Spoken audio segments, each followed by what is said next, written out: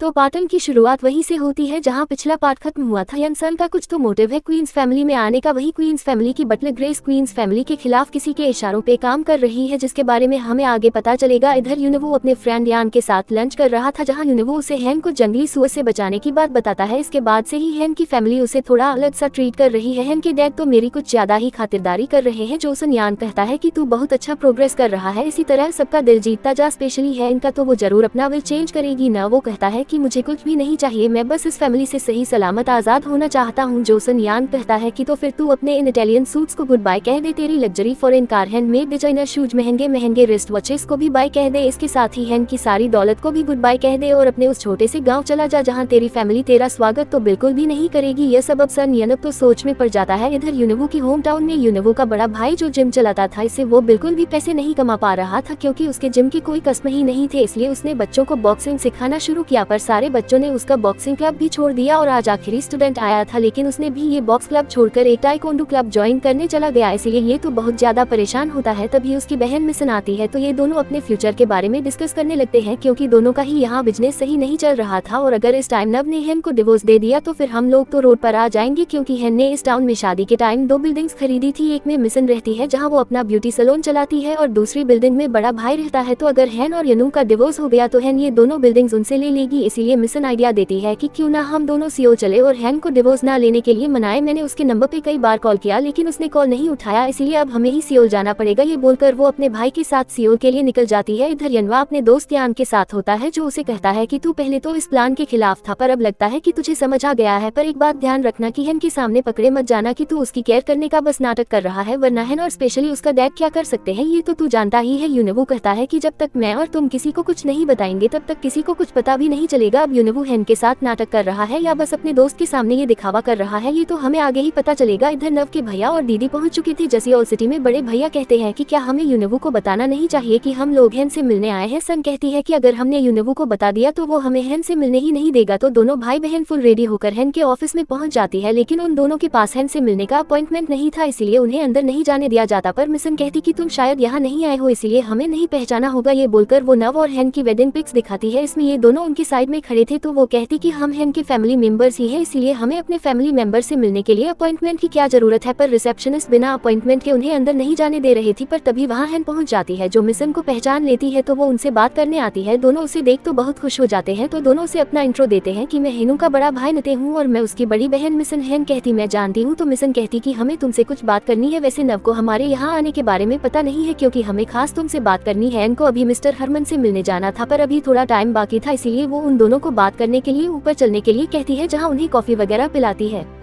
Mission कहती कि मैंने तुम्हें कई बार कॉल किया था कुछ बात करने के लिए, पर शायद तुमने कॉल पिक नहीं किया था। एन कहती कि मैं अननोन नंबर्स का कॉल पिक नहीं करती। इससे मिसन को समझ आता है कि उसका नंबर हैन के पास नहीं था। तो हैन उनके यहाँ आने के बारे में पूछती है, तो मिसन को समझ नहीं आ रहा था कि वो कैसे बात को शुरू करे। तो वो अपने डैड के 160th बर्थडे के दिन से कुछ बताने जा रही थी। ये सुनते ही हैन कहती कि शायद आप लोग मुझसे नाराज हो कि मैं उनके 16th बर्थडे के दिन नहीं आ पाई। दोनों कहते हैं कि हम बिल्कुल नाराज नहीं है, हमें पता है कि नव तुमसे बहुत अलग है, उसे झेलना इतना भी आसान नहीं है। वो भले ही तुमसे पोलर अपोजिट है पर आखिर तुम दोनों एक दूसरे को प्यार करते हो और प्यार करके ही तो शादी की है ना। इनको समझ नहीं आ रहा था कि ये लोग क्या बोलने की कोशिश कर रहे हैं। सन बोलती जाती कि तुम दोनों हमेशा साथ में ही रहते हो, साथ में ही खाना खाते हो, कभी कभार छोटी मोटी नोकझोंक होती रहती है, जैसे मुझे ही देख लो। मैं अपने हस्बैंड के साथ इस बड़ी चालू करने के लिए हमेशा झगड़ हूँ, पर फिर कुछ ही देर में अपने आप सब कुछ ठीक भी हो जाता है। हैन को तो अब भी कुछ समझ नहीं आ रहा था। मिसन जैसे ही डिवोर्स की बात कहने जा रही थी तभी सेक्रेटरी आ जाती है और हैन को बताती है कि मिस्टर हरमन से मिलने का टाइम हो गया है, अभी नहीं निकले तो लेट हो जाएंगे। तो नो ही सॉरी कहती कि हमें अभी एक इम्पोर्टेंट मीटिंग के लिए जाना है। मिसन कहती है ठीक है तुम जाओ, मुझे जो भी बताना था मैं तुम्हें वो सब मैसेज कर दूंगी, इसलिए मेरा नंबर सेव कर लेना। तो ये दोनों भी हैन के साथ नीचे आते हैं। तो हैन कहती कि मैं जल्दी आप लोगों से मिलाऊंगी। जो सुन ये दोनों तो बड़े खुश हो जाते हैं। ते कहता है कि तुम चिंता मत करना, तुमने जो बिल्डिंग हमें खरीद कर दी थी हम उसकी अच्छे से क्लीनिंग एंड रिपेयरिंग करते हैं। पर हैन को तो याद ही नहीं था कि उसने हिन के टाउन में कोई बिल्डिंग भी खरीदी थी। तो सेक्रेटरी उसके बारे में याद दिलाती है। देन ये सब अपने अपने रास्ते निकल जाते हैं एंड मिस्टर हरमन से मिलने के लिए जाती है, जहाँ यहाँ सेक्रेटरी उससे पूछती है कि आपके इन-लॉज आपसे मिलने क्यों आए थे। न कहती है पता नहीं उन्होंने नव के डैड की 60th बर्थडे की बात की और कुछ इसी को लेकर झगड़ने की बात कर रही थी, इसलिए मुझे समझ तो नहीं आया कि वो लोग मुझे क्या कहना चाहते थे। कुछ देर में हेन उस VIP रेस्टोरेंट में पहुंच जाती है, मगर वहाँ तो सिर्फ नसन बैठा था। मिस्टर हरमन के बारे में पूछने पर वो बताता है कि उनकी बेटी को थोड़ी चोट लग गई थी, इसलिए उन्हें जाना पड़ा। न पूछती वो मीटिंग कैसे छोड़ के जा सकते हैं। नसन कहता है कि वो एक फैमिली मैन है। न कहती हाँ, और इसीलिए तो उनकी 4 शादियां हो रखी है। मैं यहाँ सारी प्लानिंग करके आई थी, फ्लो का डिजाइन से लेकर सब कुछ मैं रेडी करके लाई थी। यसन कहता है कि एक तरह से ये सही हुआ, क्योंकि उन्हें कैसा स्टोर चाहिए वो मुझे पता है, इसीलिए इससे तुम्हारा ही फायदा है। तुम्हें पहले से ही उनकी पसंद का पता चल जाएगा। तो हेन उसे बताने के लिए कहती है कि मिस्टर हरमन को स्टोर का कैसा डिजाइन चाहिए। इधर नव को ऑफिस में अपने एक फ्रेंड से पता चलता है कि हेन मिस्टर हरमन के साथ मीटिंग के लिए गई है, पर उनके साथ मिस्टर यनसन भी है। यनसन के साथ ही सुनकर नव को तो बिल्कुल भी अच्छा नहीं लगता। इधर यनसन हेन के नए स्टोर का ब्लूप्रिंट देखता है और बताता है कि मिस्टर हरमन को 2 फ्लोर चाहिए, इसमें भी उन्हें अपने पसंद का डिजाइन चाहिए। लेकिन हेन का वो नया मल्टी कॉम्प्लेक्शन लेना के लिए डिसाइड किया था मिस्टर हरमन से बिल्कुल अलग था। यसन बताता है कि जो भी मिस्टर हरमन की डिमांड के अकॉर्डिंग सबसे पहले हर शाइना के लिए वैसा डिजाइन बना सकता है, वो उसी कंपनी के साथ पार्टनरशिप करेगा। एंड कहती कि पर उन्हें जैसा डिजाइन चाहिए उसके बारे में अभी सिर्फ मुझे पता है। यसन कहता है हाँ, और इसीलिए तो ये तुम्हारे लिए फायदे की बात है। देर यूनोवो का तो काम में मन नहीं लग रहा था। उस यनसन के बारे में सोचकर तभी एक कली आकर उसे बताता है, मैंने सुना था कि आज शाम को आपके बड़े भाई और दीदी भी आए थे ससे मिलने के लिए। जोसन हिनू हैरान होता है। इधर मिसन हेन को भेजने के लिए मैसेज लिख रही थी कि चाहे तुम दोनों के बीच जो भी हुआ हो, हमें पता है कि गलती हिनू की ही होगी, पर ऐसी जल्दबाजी में डिवोर्स लेना भी सही नहीं है ना, इसीलिए प्लीज क्या तुम डिवोर्स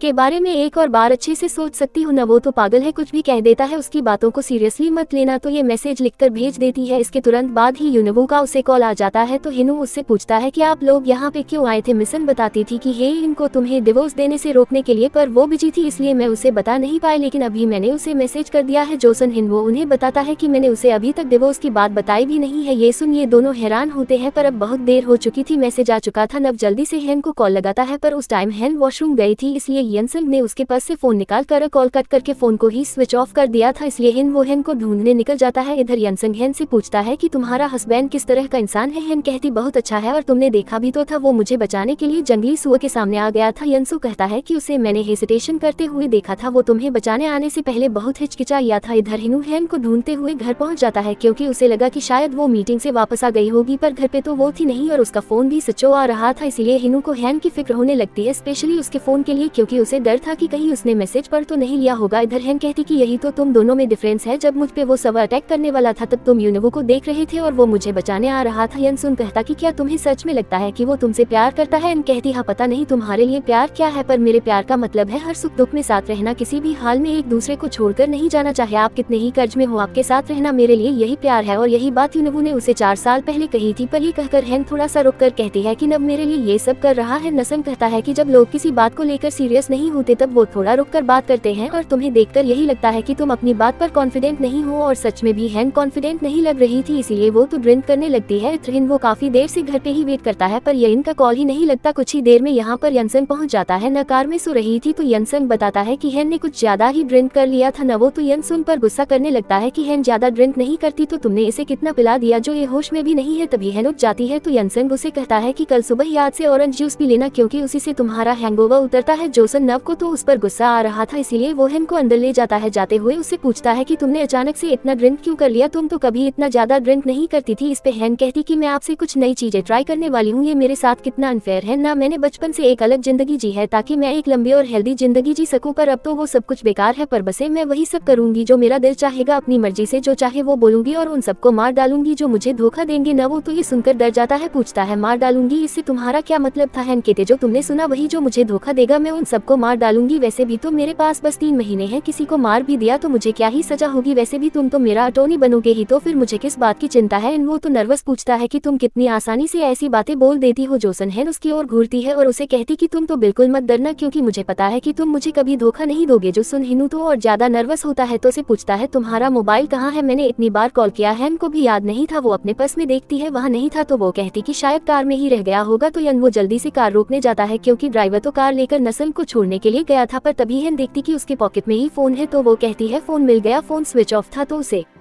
ऑन करती है। अब हैन के हाथ में फोन देखकर ही नव तो भागकर उसके पास आता है। फोन ऑन हो चुका था। हैन को बहुत सारे मैसेजेस आ रहे थे। हैन मैसेज पे क्लिक करने ही जा रही थी, नव उससे पहले ही पहुंच जाता है। उसके दोनों हाथों को होल्ड कर लेता है जिससे हैन का फोन नीचे गिर जाता है, पर दोनों करीब आ जाते हैं। हैन तो हैरानी से पूछती है कि तुम ये क्या कर रहे हो। नव वो तो नर्वस होते हुए कहता है कि पता नहीं, ये बोलकर उसका हाथ छोड़ देता है, पर हैन तो उसके हाथों को फंसाकर उसे अपने करीब कर लेती है और कहती, मैंने कहा था ना कि मैं नई चीजें ट्राई करने वाली हूँ। ये बोलकर उसे किस कर लेती है। इससे नव तो हैरान रह जाता है। और इसी के साथ पार्ट 10 का एंड यहीं पर होता है। तो वीडियो पसंद आए तो वीडियो को लाइक कर देना। चैनल पर पहली बार आए तो do subscribe and hit the bell icon. जल्दी ही मिलते हैं अगले पार्ट में, तब तक के लिए take care and bye bye.